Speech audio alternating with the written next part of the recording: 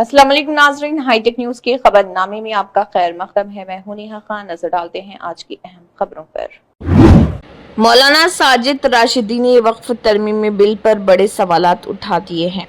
उन्होंने 3 सवालात पूछे हैं और इसके अलावा उन्होंने ये भी कहा कि दिल्ली में कई ऐसे वक्फ जायदादें हैं जो कि सरकार के पास है और उस पे सरकार कब्जा किए हुए हैं, लेकिन हमारे उलमा और सो कॉल्ड सेक्युलर पार्टीज़ इस पर खामोश हैं।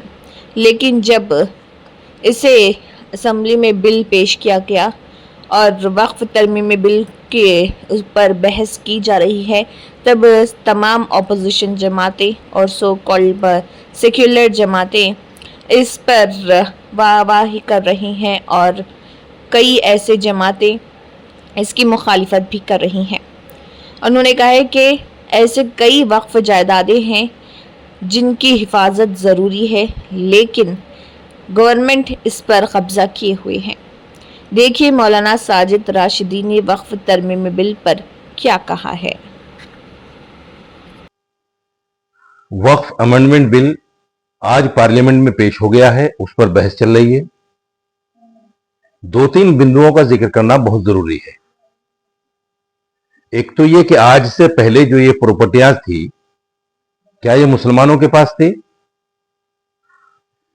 दूसरे ये, क्या इन प्रॉपर्टियों का इस्तेमाल आज के पहले दूसरी सरकारों में मुसलमानों की फलाह बहबूद के लिए होता था? तीसरे ये, क्या गुरुद्वारा प्रबंधक कमेटी की तरह वक्फ बोर्ड एक आजाद इदारा था? तीनों का जवाब यह है कि नहीं। जो हमारी सरकारें मानी जाती थी, जो सेकुलर सरकारें मानी जाती थी, उनके रहते हुए सारी प्रॉपर्टियां खुर्द-बुर्द हुई। दिल्ली के अंदर 250 प्रॉपर्टीज जो तकरीबन 2.5 बीघे में है, वो सारी प्रॉपर्टियां सरकारों के पास, केंद्र सरकार और उसकी एजेंसियों के पास, दिल्ली सरकार और उसकी एजेंसियों के पास। आज तक हम उनको छुड़ा नहीं पाए। आज तक हम उनके आज के सर्किल रेट के हिसाब से किराया नहीं ले पाए। तो आज अगर बीजेपी सरकार वक्फ बिल पर अमेंडमेंट ला रही है, वक्फ में संशोधन करने की बात कर रही है, तो सेकुलर पार्टियां, जो सो कॉल्ड सेकुलर पार्टियां हैं, और वो हमारे उलमा जो आज तक खामोश बैठे हुए थे इस बात को लेकर कि सरकार की हमारी सारी प्रॉपर्टियां सरकारों के पास और सरकार उसमें खुर्द-बुर्द कर रही है। सैकड़ों बीघे जमीन दिल्ली में पहले जो चेयरमैन रहे हैं उन्होंने सरकारों को दे दी, या नाजायज तरीके से बेच दी, नाजायज तरीके से किराएदारी हुई। तो ये हमारे रहनुमा बिल्कुल नहीं बोले। आज सबने सर पे आसमान उठा रखा है। दूसरी बात, आज कई लोगों के चेहरों से नकाब उठेगा। जनता दल यू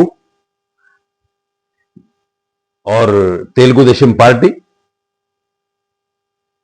और भी कई पार्टी हैं, रामविलास पासवान की पार्टी है, दूसरी पार्टी हैं जो मुसलमानों के वोट पर राज करती हैं, उनके चेहरों से नकाब हटेगा, उनके चेहरे सामने आएंगे। ये बिल तो पास होगा। मैं भी इस बिल के खिलाफ हूं, नहीं आना चाहिए, लेकिन मैंने जो बातें रखी हैं वो काबिल गौर हैं। दूसरी बात ये, अगर ये बिल पास हो गया तो क्या मुसलमान जेडीयू को वोट देगा? क्या मुसलमान तेलुगु देशम पार्टी को फिर से वोट देगा? क्या मुसलमान रामविलास पासवान की पार्टी को फिर से वोट देगा? क्या मुसलमान आरएलडी को फिर से वोट देगा? ये जो सारी प्रॉपर्टियां हैं, सारी पार्टियां हैं, ये पार्टियां मुसलमान के वोट पर राज करती हैं और मुसलमानों की प्रॉपर्टीज को, मुसलमानों की जमीनों को खुर्द-बुर्द करती हैं। इनसे कोई सवाल करने वाला नहीं है। आज इनके चेहरे बेनकाब होंगे, इनके चेहरे जनता के सामने आएंगे। मैं एक अपील करना चाहता हूं तमाम मुसलमानों से कि जो भी मुस्लिम नेता इन पार्टियों में हैं, उन तमाम का सोशल बाइकआउट किया जाए, अगर ये वक्फ बिल की हिमायत में वोट करते हैं। अगर नहीं करोगे तो तारीख आपको माफ नहीं करेगी। बहुत शुक्रिया।